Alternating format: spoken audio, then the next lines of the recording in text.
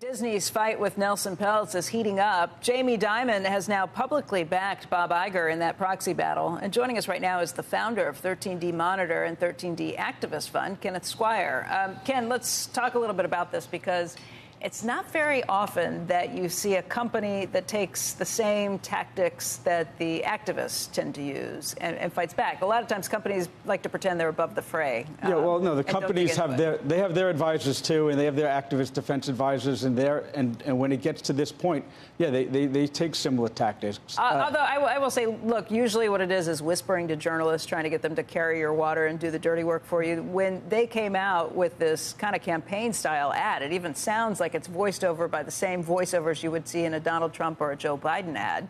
I mean, that to me was a different level, really raising the stakes. Well, yeah, Bob Iger's obviously pulling all the stops to win this proxy fight. He's, getting Jamie Dimon to come on the record. I've never seen this before, ever, a CEO of that magnitude coming on the side of another CEO.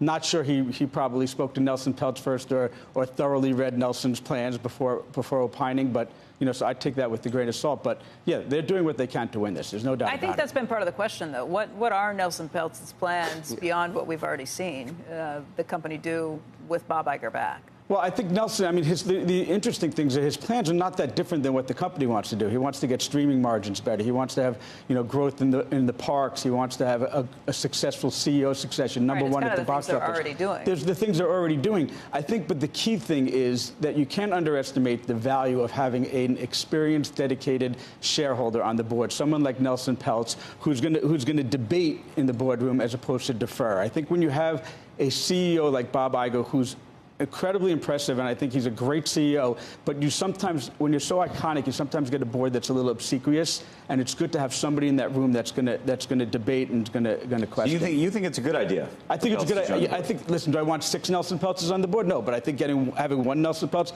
on the board, especially at a point when there's a succession at a key point in the company's lifetime, and they've already shown that they failed at that once. What do you think of Nelson Peltz's track record?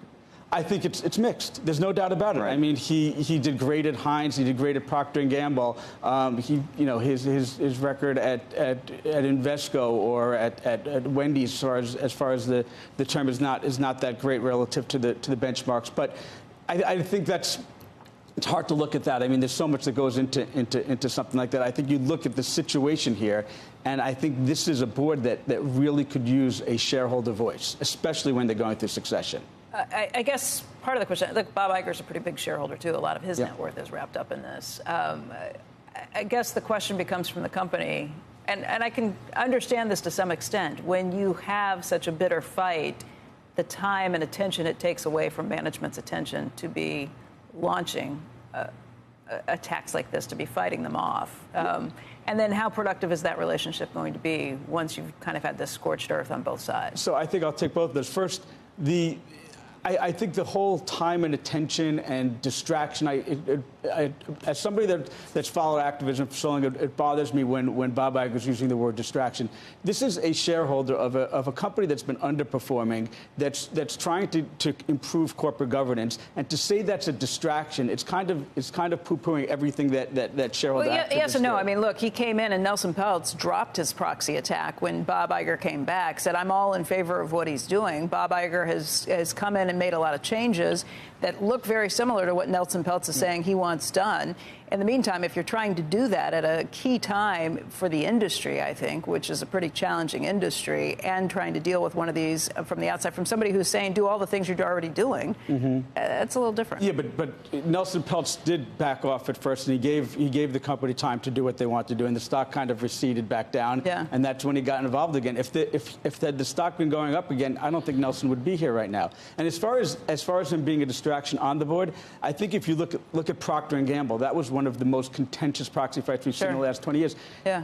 He was not, after he got on the board, everyone was friends, and they left as friends, and the Procter & Gamble CEO has a lot of good things to say about Nelson. So That's an interesting point. I see that in activism a lot. That it's all bluster ahead of time. And then once again, they're all professionals. They all, Bob Iger and Nelson Peltz were friendly before this. It'll be fine. It's the whole Ike Perlmutter connection that I think is more what's worrying Bob Iger. Okay, the Perlmutter connection. What's the concern there, you think? Well, I think there's no secret that of the relationship between Bob Iger and Ike Perlmutter, and there's no secret between the relationship with Nelson Peltz and Ike Perlmutter, and I don't think Bob Iger wants Ike Perlmutter in his boardroom, and he thinks he's kind of getting that a little bit with Nelson Peltz. Okay, I don't think he is. You think Nelson Peltz should get a board seat? Do you think he will?